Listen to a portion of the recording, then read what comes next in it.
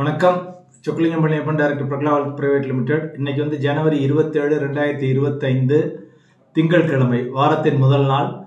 வாரத்தின் முதல் நாளே வந்து பார்த்தீங்கன்னா மார்க்கெட் சரன்னு விழுந்திருக்கு. நிஃப்டி 50 வந்து ரீசனபிளி ஓகே, ஒரு 1.16% தான் விழுந்திருக்கு. அதாவது ஒரு 266 பாயிண்ட். இன்னொரு 5 to 10 மினிட்ஸில் மார்க்கெட் க்ளோஸ் ஆயிரும். It is around 325 something right now.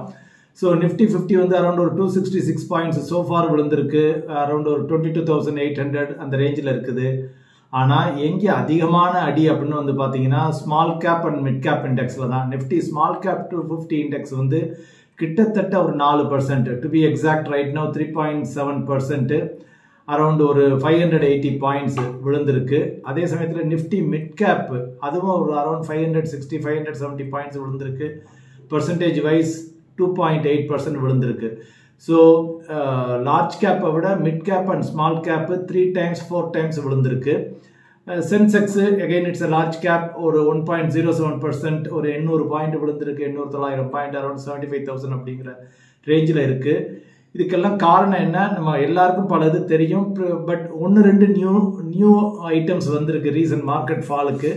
One of the reasons வந்து பார்த்தீங்கன்னா US market and other world markets விழுந்திருக்கு.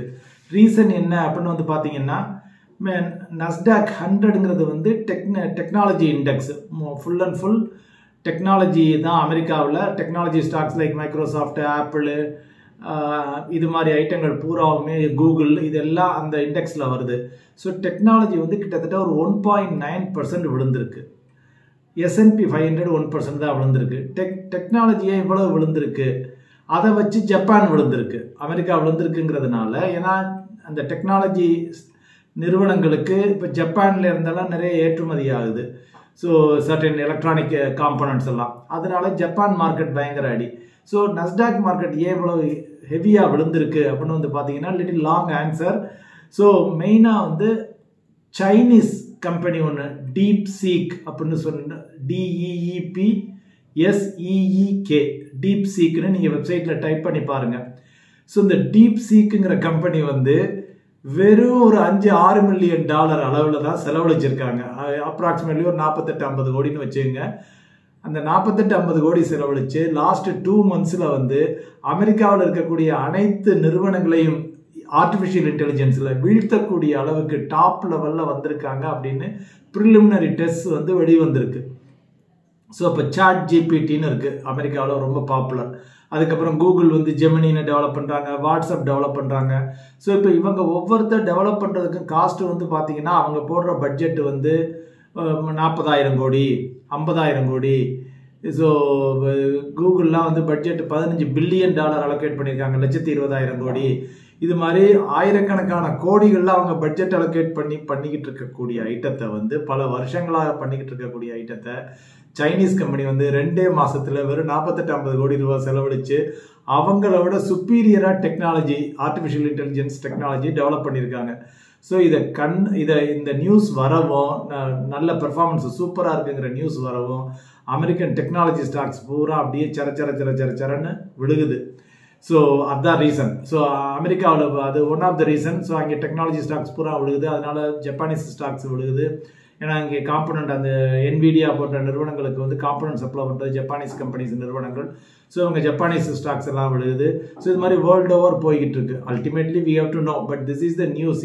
மார்க்கெட் வந்து இம்மீடியட்டாக பயத்துக்கு ரியாக்ட் ஆகும். So that is one of the foremost reason அப்படின்னு நான் நினைக்கிறேன், நான் படித்த நியூஸில். ஏன்னா அந்த ஸோ செகண்ட் வந்து of course always US trade policy. Trump 20ஆம் தேதி பதவியேற்றதுலேருந்து இன்னும் 1 வாரம் தான் ஆகுது. அதுக்குள்ளே அவருடைய வித்தைகளை ஆரம்பிச்சிட்டாரு. டீபோர்டேஷன் ஆஃப் இல்லீகல் இமிகிரண்ட்ஸ், அது ஒவ்வொரு நாட்டுக்கும் நான் அனுப்புகிறோம்னு சொல்லி கொலம்பியாவுக்கு ஸ்டார்ட் பண்ணியிருக்காங்க. கொலம்பியன் பிரசிடென்ட் வந்து கஸ்டோவோ பெட்ரோங்கிறவர், கொலம்பியா நாட்டினுடைய அதிபதி. அவர் வந்து நாங்கள் வந்து இங்கே வந்து நீங்கள் டீபோர்டேஷன், US மிலிட்ரி டீபோர்டேஷன் ஃப்ளைட்ஸை நாங்கள் அக்செப்ட் பண்ண மாட்டோம் அப்படின்னு மறுத்துட்டார். அவர் மறுக்கவும், நீ மறுக்கவா செய்கிற அப்படின்னு சொல்லி உடனே நான் 25% டரிஃப் போடுறேன் அப்படின்னு சொல்லி உடனே கொலம்பியா நாட்டு மேலே அமெரிக்க அதிபர் வந்து டரிஃப் போட்டிருக்காரு. ஸோ இப்போ இந்த டரிஃப் போட்டதுனால மக்களுக்கு, எல்லா உலகம் பூரா மார்க்கெட்டுக்கு என்ன பயம் வந்துருச்சுன்னா, ஒவ்வொரு நாட்டுக்கும் இவர் எப்படி பண்ணுவாரோ, ஏற்கனவே கத்திக்கிட்டு இருந்தார், இப்போ 1-2 ஆக்ஷனில் வந்துருச்சு. இனி இது என்ன மாதிரி நடக்க ஆரம்பிக்கும் அப்படிங்கிற மாதிரி. ஏன்னா ஏற்கனவே கனடா மெக்சிகோவுக்குலாம் சொல்லியிருந்தாரு 25% போடுவோம்னு சொல்லி. ஸோ இப்போ கொலம்பியாவுக்கு போட்டார், அடுத்து கனடாவா, மெக்சிகோவா, இந்தியாவா, சைனாவா என்னங்கிற அந்த பயம், ஏற்கனவே இருந்த பயம் வந்து அதிக துரிதப்படுத்தப்பட்டுள்ளது. ஸோ அதிக வேகமாக இருக்கு. தேர்டு ரீசன் வந்து ஃபெடரல் ரிசர்வ் வந்து ஜனவரியில் யூஎஸ் ஃபெடரல் ரிசர்வ் நம்மளுடைய ஆர்பிஐ போன்று அமெரிக்க நாட்டினுடைய சென்ட்ரல் பேங்க் 28-29 அடிக்கடி நடக்கக்கூடிய நிகழ்வு தான். பட் இப்போ இந்த தடவை புதுசு என்னன்னா ட்ரம்ப் வந்து வரது ஃபர்ஸ்ட் மீட்டிங். ஸோ அவங்க மோஸ்ட்லி இன்ட்ரெஸ்ட் ரேட் ஏற்ற மாட்டாங்க, எதுவும் பண்ண மாட்டாங்கன்னு தான் தோணுது. பட் இருந்தாலும் அமெரிக்க அதிபருடைய இன்ஃப்ளூயன்ஸ் வருமோ அப்படிங்கிற, அது என்ன நடக்குமோ அப்படிங்கிற அதனுடைய ஒரு எதிர்பார்ப்பு.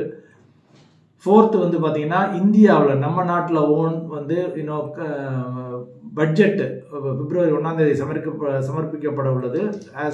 நிறைய பாசிட்டிவ் ரூமர்ஸ் தான் வந்துகிட்டு இருக்கு. பட் சந்தைக்கு வந்து ஒரு பயமும் இருக்குது. ஒருவேளை தவறாக ஆயிடுச்சுன்னா என்ன பண்ணுறது, ராங் ஆயிடுச்சுன்னா என்ன பண்ணுறது அப்படின்னு சொல்லிட்டு அந்த பட்ஜெட் நர்வஸ்னஸ் அது இருக்குது. அஞ்சாவது வந்து அஃப்கோர்ஸ் நம்ம ஏற்கனவே இண்டெக்ஸ் அடின்னு அடிச்சாங்கன்னு பார்த்தோம். இந்த மிட் கேப் ஸ்மால் கேப் வந்து சேல் அதிகமாக இல்லை. இப்போ ஆல்ரெடி வந்து சில ஸ்டாக்ஸுக்கெல்லாம் வந்து வாங்குறதுக்கு ஆள் இல்லை, 5% டவுனு, பட் வாங்குறதுக்கு ஆள் இல்லை. ஸோ இப்போ இதே மாதிரி ஆச்சுன்னா மிட் கேப் ஸ்மால் கேப்பில் வந்து இன்னும் சேல் வந்து அதிகரிக்கும். மிட் கேப் ஸ்மால் கேப்பில் சேல் அதிகரிக்கையில் அங்கே பையர்ஸ் இல்லாமல் இருந்தாங்கன்னா பேனிக் இன்னும் அதிகமாகும். ஸோ எல்லாரும் விற்க போவாங்க, நஷ்டமாயிடுச்சேன்னு சொல்லிட்டு. ஸோ அதுவும் one of the reasons. So இது வரைக்கும் ஏன்னா செபியெல்லாம் 1 இயராக சொல்லிக்கிட்டு இருந்தாங்க. இன்னும் வேறு ஃபண்ட் ஹவுசஸ் எல்லாம் ஒரு 9 மாதம் 10 மாதமாக 8 மாதமாகவே சொல்லிக்கிட்டு இருக்காங்க. பல நிறுவனங்கள், Kotak mutual fund, ICIC mutual fund, பல நிறுவனங்கள் வந்து ஸ்டேட் பேங்க், எஸ்பிஐ மியூச்சுவல் பல மியூச்சுவல் ஃபண்டுகள் நாங்கள் ஸ்மால் கேப் மிட் கேப்பில் கம்ஃபர்டபுள் இல்லை அப்படின்னு ரொம்ப நாளாகவே சொல்லிக்கிட்டு இருக்காங்க. ஸோ இப்போ அதனுடைய பயம் வந்து நிஜமாகிறது. அவங்க எதிர்பார்த்ததெல்லாம் இப்போ நடக்க ஆரம்பிக்குது. ஸோ அதுவும் ஒன் ஆஃப் த இஷ்யூஸ் இந்த மார்க்கெட்டு.